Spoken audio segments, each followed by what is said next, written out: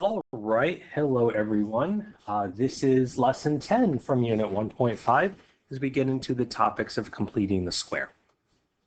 Okay, so in the last lesson, we looked at how to form squares from terms that were not usually squares, not numbers like 1, 4, 9, 16, but even terms like if I had x plus 3 squared, that is a perfect square. That is the square, if I were to write it out, of 6x plus 9. So x squared plus 6x plus 9. That is actually a perfect square, even though 6 is not what we would consider normally a perfect square. However, the expression as a whole does simplify to x plus 3 squared. Now, you might notice some of the connections between the numbers, and you might wonder, well, where does the 6 and the 9 come from if all I know is x plus 3 squared? Or vice versa, if I have x squared plus 6x plus 9, how does it turn into x plus 3 squared? So those are some of the questions that we answer here in this particular short little lesson. Okay. Next slide? There we go. Okay. Write an expression in factored form and standard form to represent the image shown. Okay, let's take a look. So in this particular expression, right, let's start with what we have. These algebra tiles, we have an x squared piece, right? So we have x squared. We also have, it looks like 8 of these x pieces. And so maybe I have 8x.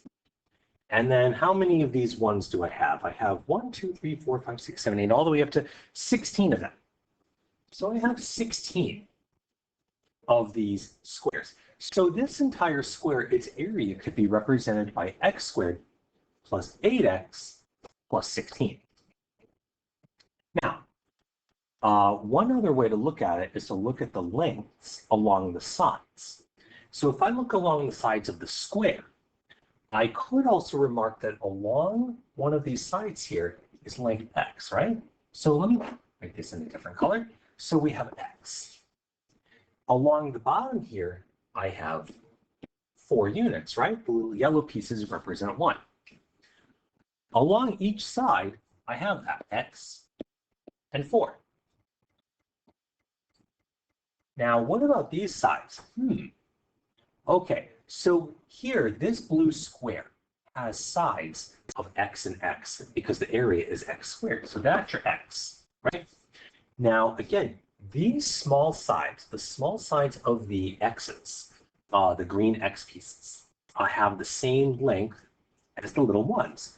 So each of these are worth 1. So here's also a total of 4. 1, 2, 3, 4. Here's also 4 over here. So then, what is another way I could write the area of this expression? Well, since the length of it is x and 4 put together, let's call it x plus 4. And because it's a square, x plus 4 times x plus 4 equals x plus 4 squared. Now, the idea here is both of these expressions are equivalent. And if you were to write this out as x plus 4 times x plus 4 and use distribution, you will get x squared plus x plus 16. Okay. So now let's look at a few of the potentials that we can have here for what a perfect square could look like. So looking at the first expression here under this looks to be starting the same way that the last one did. Okay, write the B or C value that makes each a perfect square trinomial and the factor. And if we have to draw a sketch, we will. Okay, so let's think about this logically, right? We want to know what number is needed to make this a perfect square. Well, remember that in factored form, this is going to turn into x plus something squared. But if we look at the last slide, wasn't that something 4 and 4? But why 4? Because when we do the when we do the multiplication out this way, we end up with 4x plus 4x. We end up with two of the same middle term, and they add together to get you to 8x. So if you recall your factoring from before, you might think 4 plus 4 gives you 8, and 4 times 4 gives you 16. And that's a way that you could think about this particular problem as well. So we could say, going back to this page, so what two numbers add together to get 8? Well, lots of numbers, right? But if we want it to be a square, it should be two of the same number, and that's 4 plus 4. So then what's 4 squared? 16. All right, next one. X squared minus 12x plus blank. All right, so again, we want two numbers that add to negative 12, but they have to be two of the same number. So why not just cut it in half and say 12 divided by 2 is 6, or negative 6 in this case, so x minus 6 squared. So this expression will turn into x minus 6 squared, and what's 6 times 6? 36. And the reason why that's going to be positive is a negative times a negative is always positive. So in a perfect square trinomial, the third term will always be positive, unless there's a negative sign to factor out. Okay, let's look at the next one. X squared plus blank, oh, now the blank's in the middle, plus 25. Well, they have to multiply to 25, right? So we know it must be x plus 5 squared. And now, if I know it's 5 times 5, well, what's 5 plus 5? 10. So the middle number must be a 10. And so x plus 5 squared is equal to x squared plus 10x plus 25. Right, let's keep going. We have a negative 18. Get two numbers that add to negative 18. We have to be perfect. We have to be both the same number. So it must be x minus 9 squared. And what's 9 times 9? 81. X squared plus 20x. It'll factor as x plus 10 squared. 10 times 10? 100. And finally, x squared minus blank x plus 121. Okay, 121. What times what gives you 121? Looks like it's 11. Oh, now the minus sign, aha, the minus sign is there, and so I know that that must be minus 11 squared. And negative 11 plus negative 11 is negative 22. And now we have some complete factoring. Now, how would we describe this as a rule? What pattern do you see? Well, the key here to realize is the connection that the factor number has with the original expression. So, look at the 4. The 4 is half of 8 and the square root of 16. 6, 12, root of 36. 11, half of 22, root of 121. No matter where we use, the perfect square numbers are going to be in this particular fashion. So we can say that something like that, we can say maybe that the factored number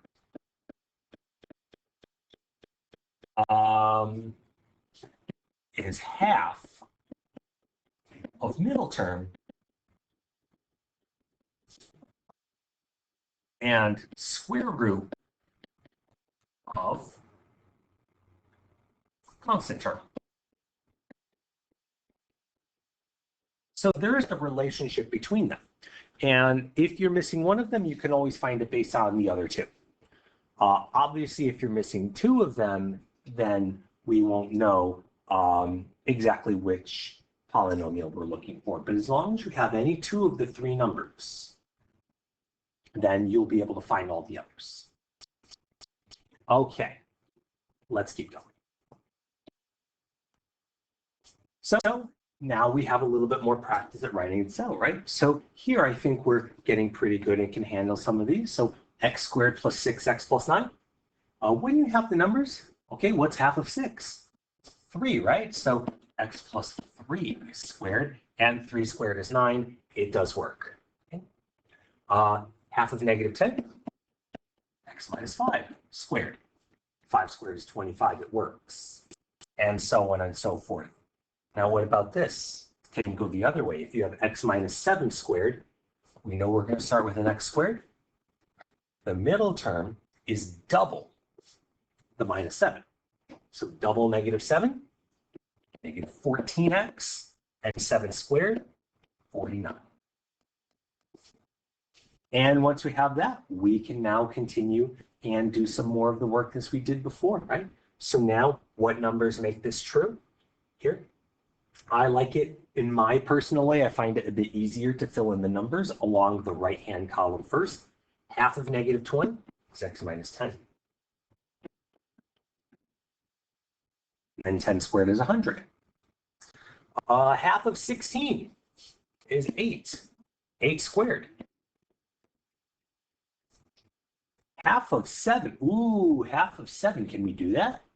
Sure, why not? Folks, the world is not all smiles, sunshine, and integers. We have to deal with decimals and fractions from time to time. And what's 3.5 squared? May need a calculator for that one. 12.25. Okay. You could also write that as 7 over 2. Another interesting way, instead of writing it like that, you could, without a calculator, if you have to cut 7 in half, just write it as 7 over 2. And what's 7 divided by 2 squared? Then just square the numerator, square the denominator, and you get 49 over 4. Either way works, folks, whether it's a decimal or whether it is a fraction. So finally, we get to this part here. Here's the generalization. So how would we take this process and turn it into algebra? The number in the factor is half of that linear term. So what's half of b? B divided by 2. And now, how do we get from that number to the blank? We squared it. We took the b over 2 and we squared it. So the generalized process looks like this. It is x squared plus bx plus b divided by 2 squared. So if you're given b, you can always find what the third number has to be in a perfect square trinomial by cutting it in half and squaring it. And that's one of the big pieces from this. From that, we can build all kinds of perfect squares.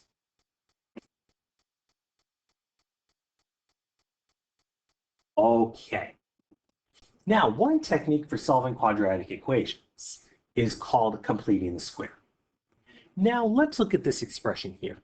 You might recognize this one as one that you can factor. In fact, it would factor into x plus 9 times x minus 1.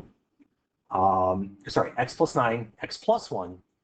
And from that, you could get your answers of negative 9 and negative 1. But what if we didn't want to do that? What if I wanted to use completing the square?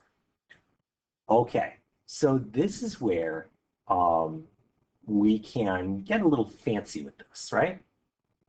So here's what we're going to do. I'm going to look at this expression, and my first question is it a perfect square? Okay, half of 10 is 5, and 5 squared is 25. Oh, that's not 9. So this is not a perfect square, but can I force it to be one? So what I might do in this situation like this is I'm going to subtract 9 from both sides. And what I'm going to do is I'm going to have x squared plus 10x plus blank equals negative 9. And now we get the same problem that we had before. By moving the 9 over to the right side, I get it out of the way.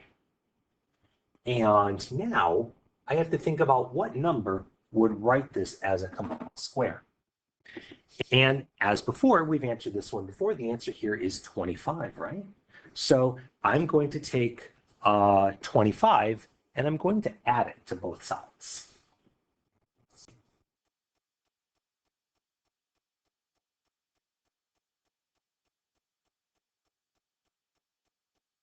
Remember, I can't just write that 25 in on the right side or the left side. I have to formally go in and add it to both sides so that the equation stays balanced. Once I do that, now I have an answer of x squared plus 10x plus 25 equals, what's 25 minus 9? 16. And so now I have a 16. This right side was not a perfect square before, now it is. This now gets written as x plus 5 squared equals 16.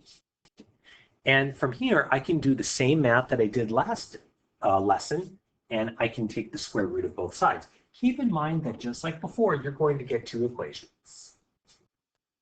And those two equations, you'll have x plus 5 equals 4. We take the square root of both sides.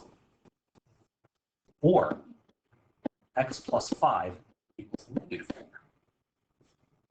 So those are my two equations. When I have those two equations, now I can simply solve by subtracting 5. So maybe I can write this a little bit better here so it looks a little bit easier format.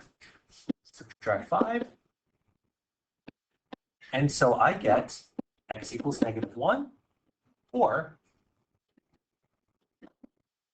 x plus 5 equals negative 4 and subtract 5 and I get x equals negative 9. The same answers I would have gotten before by factoring. So this process works. Now you might ask yourself, why do this? When I could have just factored the original expression, gotten my 9 and negative 1 and called it a day. Well, that's wonderful when you can do that, but not every problem factors like that right away. This is going to be useful for the problems in which the parabolas don't have very useful x-intercepts because they may be decimals. Or you may even be able to use this to recognize when the equation does not have x-intercepts. And there are no solutions or no x-intercepts. So this becomes a very useful tool to solve all the parabolas that we can't factor. Okay. Now, for right now, though, we'll stick to ones that do factor just so that you get a handle of the process. So again, right now, yes, you'll notice all of these can be factored, but that's okay. Because they can be factored, you're going to get integer answers.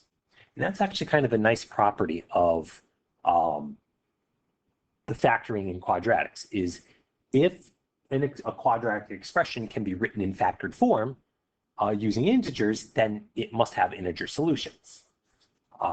And the reverse is true. If it cannot be written in factored form, then it does not have integer solutions and it will have decimals instead. All right, so let's try it. Now, excuse me, some of you might have realized that really you could just add 1 to the equation and make it x squared plus 6x plus 9. And you'd have a perfect square. You can do that if you wish. I always like to move the term over and then choose the square to add. That's just my view because sometimes you might accidentally add the wrong sign, something like that. So I just tend to follow a pretty straightforward process. I subtract the 8 from both sides. X squared plus 6x equals negative 8. Okay, now what number do we add to both sides? Okay, 3 plus 3 is 6. So 3 times 3 is 9. So I'm going to add a 9, and I illustrate that in red to show you that I'm adding the 9 to both sides. Okay, so now what happens? This left side now factors as x plus 3 squared. Why? Because 3 plus 3 is 6. 3 times 3 is 9. Now what's negative 8 plus 9? It is 1. And so now what I have is an expression I can write as my two equations. X plus 3 equals 1, or x plus 3 equals -1. And you can solve those equations. If you solve the first one, you get x equals 4. And if you solve the second one, you get, oh wait, no, not 4. Okay. Not 4. You get x equals -2. You subtract 3 from both sides. Or you subtract 3, x equals -4. And so those are my two x-intercepts, -2 and -4. All right. And we continue from there. It doesn't matter whether your equations equal 0 or not. Number 2 is very nice because the first step of subtracting the number is already done for you. Well, that's wonderful, right? So let's go ahead and see what happens. You've got a 13 there. So x squared plus 12x plus blank. Well, what number should we add? Let's see. 12, 6 plus 6. So 6 times 6 is 36. I'm going to add 36 on both sides. X squared plus 12x plus 36 equals 49. And once I have the 49, x plus 6 squared equals 49. And that produces two equations. That produces x plus 6 equals 7, or x plus 6 equals -7. Now from there, I can subtract 6 from both sides. X equals 1, or x equals -13.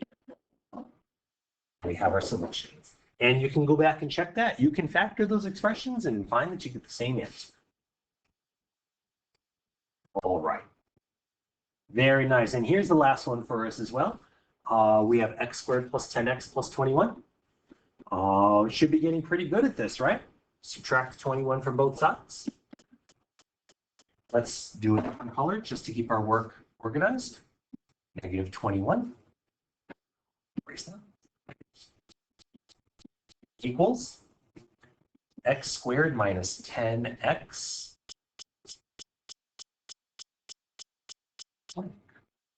What number fills in the blank? Doesn't matter that it's negative, because ultimately the number you'll add will always be positive. 10 divided by 2 is 5, and even if you think of it as -5, you square it and you get 25. So 25 is the number I add. And what's -21 plus 25? I get 4. And on the right side, I have x minus 5 squared, because -10 divided by 2 is -5. Take the square root of both sides. Remember, here's my two equations, and I'll get x minus 5 equals 2, or x minus 5 equals -2. Both numbers when multiplied by themselves do give you a positive 4. Add 5 to both sides, x equals 7. Add 5 to both sides, and x equals 3. And there we have it. That, my friends, is completing the square. Now again, with these problems here, these ones work out as integers, so perhaps it was easier to factor them. However, not every problem can be factored so easily, and in those cases, when we do completing the square, the answer that we get on the right side ends up being a number that is not a perfect square. So in future lessons, we'll learn how to deal with that and how to represent square roots. All right. There's some more expressions here, but I can leave that to keep the video short. We can leave those for you to try as the reader. And here's the quick lesson summary.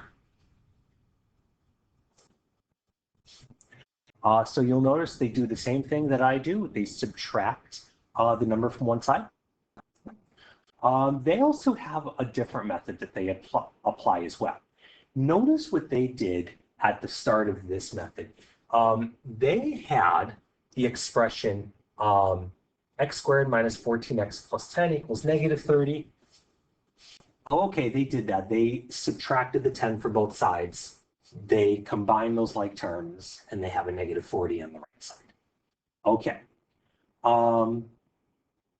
One other trick that you can do in a situation like this, and let's go back, for instance, and as an illustration, I'm just going to briefly tell you about another way that we can handle some of these, right? So one thing that you can do is if you have an expression, especially if it's already set, especially if it's already set to 0. One thing that you can do is you can add and subtract the same number from both sides. But you can keep it all on the same side. So one technique, and you may decide you like this or you may not, okay? If you have this expression where you take 3 and you subtract it from both sides, or actually, you don't even have to do that here. So, you know what? Instead, I am going to, yeah, I'm going to work on this one. One thing that you could do is you could do this, x squared minus 2x plus 1. Why 1? Because, half of negative 2 is negative 1. When you square it, you get 1. But on the same side, I'm going to subtract 1. Why would I do that? I would do that in order to keep those terms the same on the same side, and it keeps that equation giving the same value. When I subtract 1 and add 1, they cancel each other out. So why bother doing that? The only reason I would do that is to create the 1 to make the perfect square. And so now on this side, I have x minus 1 squared, right? The 2 becomes the 1. And that is this part of the expression. So the first 3 terms are your perfect square trinomial, and that becomes x minus 1 squared. Now over here, what's negative 1 plus 3? That's 2. And then you can subtract the 2 from both sides to get 81. And so you have x minus 1 squared equals 81. Now, was that entirely necessary to do? No, but that's another way to handle these sorts of equations. And so I leave that to you if you think you like that method better. That is a slightly different variant on solving these problems. But I just threw that at the end. Normally, though, most of these equations are done the first way that we did.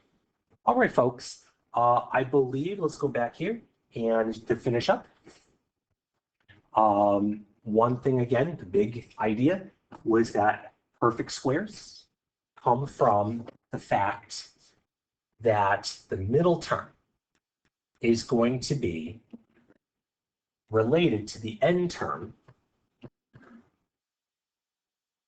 as the third term is the square of half of the middle term. And that's expressed down here.